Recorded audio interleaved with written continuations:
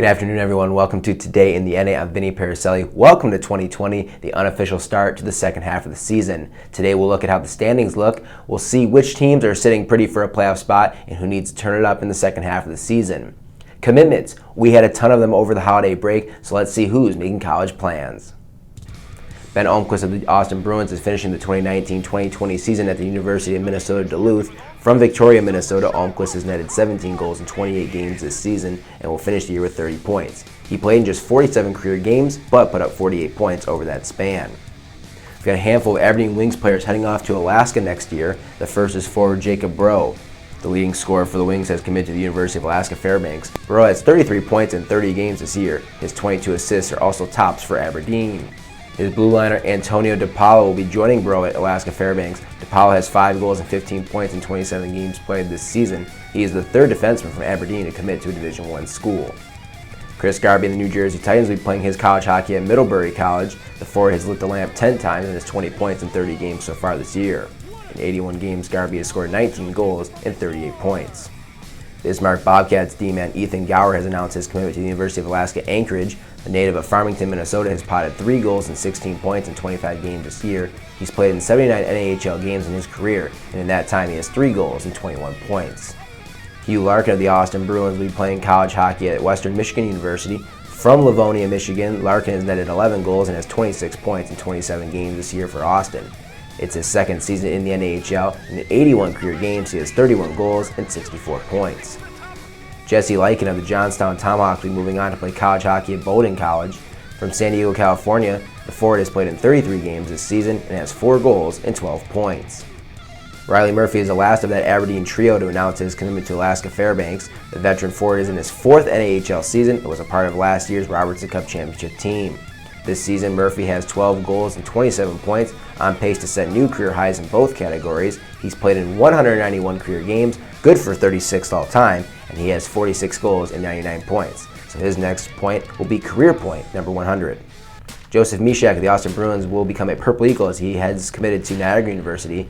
It's his 3rd season with the Bruins, and he has career highs in goals and points already, with 4 and 14.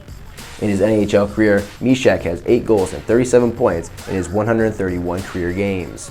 A couple of Lone Star players have made some commitments. First up is Ludvig Persson, one of the top goaltenders in the league. He will be playing at Miami University. Persson leads the league in goals against average at 156. He's also tied for the league lead in shutouts with 6. His .936 save percentage is ranked 4th, and his 16 wins are tied for 3rd. The top scoring defenseman from that Lone Star club, Matthew Ricard, will be playing his college hockey at American International College. From Coventry, Rhode Island, his 6 goals and 22 points lead all Brahma's Blue Liners. Theo Thrun of the Kenai River Brown Bears. He has committed to Western Michigan University. Thrun is 6th on the NAHL leaderboard with 37 points. His 17 goals are tied for 3rd in the league.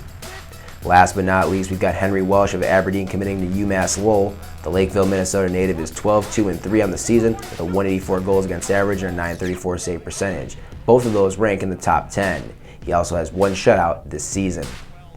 As we start the new year, let's go around the league and take a look at the standings in the NAHL. We start in the Central Division. Aberdeen has a 4-point lead over Bismarck for the top spot in the division. Minot is in 3rd place with 38 points, and Austin currently occupies the final playoff spot with 36 points. The Minnesota Wilderness are 3 points behind Austin, while St. Cloud is in the basement with 20 points. Out in the East, New Jersey has a comfortable lead with 49 points. Johnstown may be just 3 points back, but the Titans have 5 games in hand. Still got to take care of business though. Maryland having a nice season. They sit in 3rd with 34 points. Wilkes-Barre-Scranton has 31 points on the year. They are in 4th. Maine is right behind them for the final playoff spot with 30. The Generals aren't far behind with 26, and they have a few games in hand. The Jamestown Rebels are sitting in last, but are just 6 points back of the final playoff spot.